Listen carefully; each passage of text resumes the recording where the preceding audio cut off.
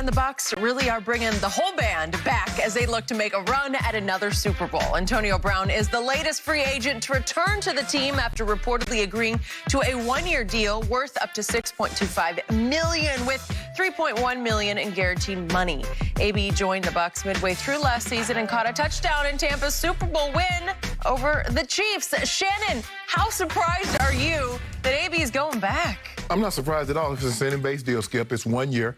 Basically, that's what he's going to have to play for now. Basically, Skip, you behave, you get paid, you act a fool, you lose. It's as simple as that. Nobody's going to trust him because what they've seen over the last couple of years when AB has guaranteed money, I'm talking about he knows he's going to get his money no matter how he acts out. So now what they're going to do, Skip, they probably gave him $1 million, maybe $1 million to sign, and all the rest of it is roster bonus. If you're active, you're on the roster, you get money. Every time you're on the active roster, you're going to get money, AB. So here's an incentive for him to play, to behave so he can get paid. Skip, for me, I look at it, I don't know if anybody was willing to give AB $6.5 million fully guaranteed because they can't trust him. Skip, when I was in college, the guy used to ask Coach Davis, Coach, you always let Sharp do this. You always do that. He said, because I trust him. You can't trust him. He's a phenomenal talent, unbelievable. He still can play. Maybe he's not an explosive AB as he was 3-4 years ago in Pittsburgh, Skip, but he's still a very good football player. But can you trust him? The contract says no. The contract says no, Skip. They didn't get, hold on. Now, all these other big-time receivers that they got paid. They got $16, $18 million. They got $30, $40 million guaranteed. He got 3.1 guaranteed. AB got damn near 1,000 catches. AB is led the league in receiving, all-pro, Pro Bowls. That tells you something, Skip. When they don't give you when they don't give you that guaranteed money, that's telling to me. So I'm not surprised he went back because I'm not so sure he could have found an any better deal anywhere else. Kansas City probably had a very similar deal, but I know Tom. I love playing with Tom. I love my teammates that we just won a Super Bowl with, Skip. So it's not a surprise to me that he went back there because I believe he got very similar money. Yet I thought you told me that you anticipated he would sign with Kansas City just because they had more money to offer. No, but they had more money to offer, but if you give it to him in the same package, what is it, Skip? Would you rather have $1 million in one or $1 million in 20s? Hell, it's still $1 million. So that's what it was. That's what it was, Skip. Yes, they had more money, but they were going to give him basically the same amount of money. Okay, so the figures I have are $2 million to sign with Tampa, re-sign with Tampa. 3.1 of the total guaranteed, 6.25 if you get all the rights. Right. I told you from the start, my gut feeling was he would return to Tom Brady because Tom Brady butters his bread the way nobody's ever really buttered his bread as far as trying to make, he helps keep him in line and keep him in the rotation because when I look at the numbers, so AB played 11 games with Brady last year, started right at midseason, as you know. He averaged 7 targets a game. That's pretty great when you have this many receivers, right? Yeah, that's what you mean, that's pretty great. So Brady projected over 16, Skip. He all but force-fed him the football. So AB knows my guy is going to take care of me sort of on and off the field. Yeah, with that, Skip, that's projection over 100 balls a year, catches, with that many targets. So for me, Brady strikes again. And I swear, it's like Tampa, or as I call them, Tampa Bay, is the only team operating without a salary cap because I don't know where they get all the money.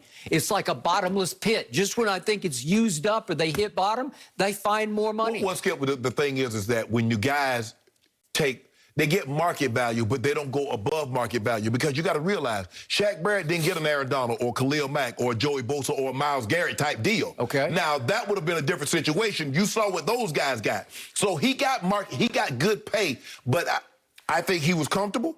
He's in Florida. He's like, we winning, no state tax. I ain't going nowhere. Okay. And I remind you, it all started with Tom Brady's cap hit going into next season. It's $10.5 million. Right. 10.5 is nothing. That ranks 109th in the NFL right now. 109th? Right. So that opens the floodgates. Yes. Where they didn't just re-sign 90% of their potential losses. Right.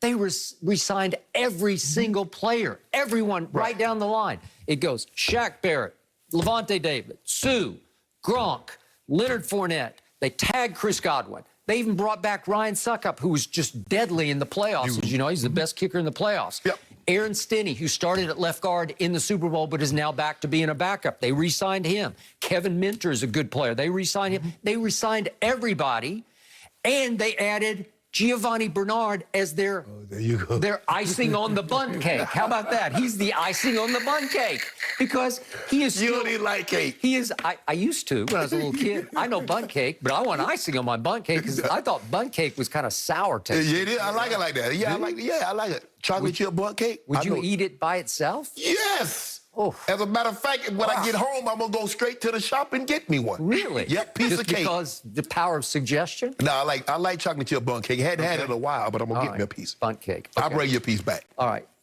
Thank you, but no thank you. But here's the point. Not only did they add Gio Bernard as their just third down back or whatever they need, just as he's just a luxury back. Okay. You can flip it to him on third down. He's got a little bit of James White going on because I still think he's got some sudden to him, even at an advanced age. So you brought back Leonard Fournette with Ronald Jones. So you got your 1-2 combination, your thunder and thunder combination. And remember, incredibly, O.J. Howard missed all of last year with an Achilles tear. So I don't know what's going to happen to him. I don't know. But the other day, Bruce Arians said the sky is the limit for a guy, O.J. Howard. He's going in his 5th season at age 26. Remember, you want to talk about Kyle Pitts, but O.J. was Kyle Pitts before Kyle Pitts. He was 6'6", 251, ran 4.5.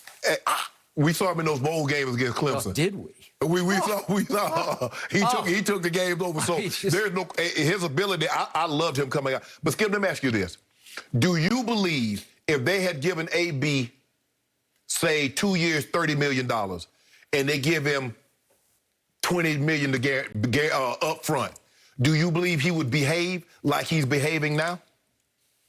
I don't know. With Brady, the sky's the limit for AB because I just think he honors Brady and Brady honors him. I think they have a real respect and trust level. I agree. I agree. And that Tom, I don't know if taught's the right word, but he showed him the way. Like, if you'll just do this and it's going to be great. I think the thing is the biggest thing that Tom does, Tom is communicator. Yeah. He's like, I understand that you want the ball. I'm going to try and get you the ball, but just hang in there.